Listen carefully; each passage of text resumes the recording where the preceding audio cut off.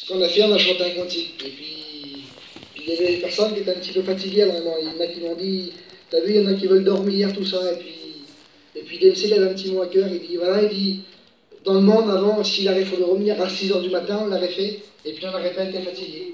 Il dit, là, on est là, c'est pour Dieu, et puis on est fatigué.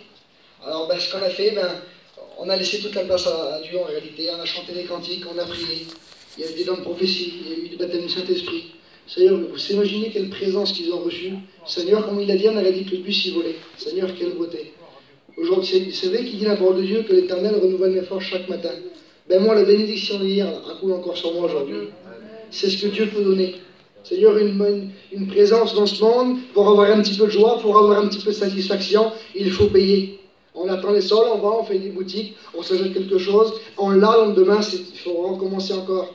On va faire une distraction, on va se faire un restaurant, c'est à recommencer encore. On s'achète quelque chose, il a dit une voiture, un camion, un camping, c'est toujours pareil. C'est toujours à recommencer et recommencer. C'est une vie sans fin.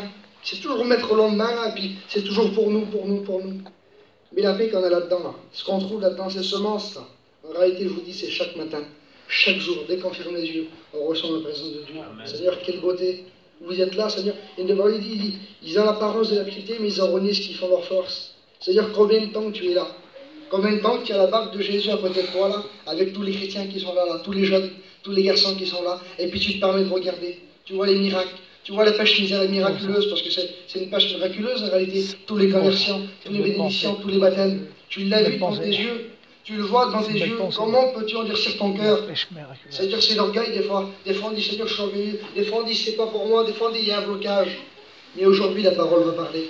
Amen. Aujourd'hui, ton cœur, il va être brisé. Gloire à Dieu. Alors, j'ai pris un texte.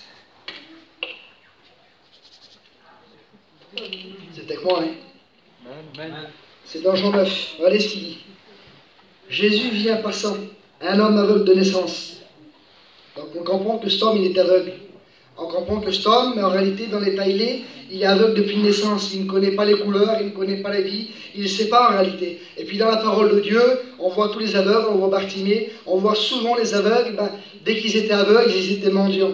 Ils étaient rejetés. Et puis c'est comme ça en réalité. Et puis peut-être ce soir tu te sens rejeté. Et puis les aveugles, souvent pour les reconnaître, parce qu'il fallait, ils avaient un manteau. Et ce manteau nous représentait que cet homme était aveugle. Comme des personnes qui étaient des fois lépreux, et ben ils avaient une marque, ils avaient une signification, on ne les approchait pas.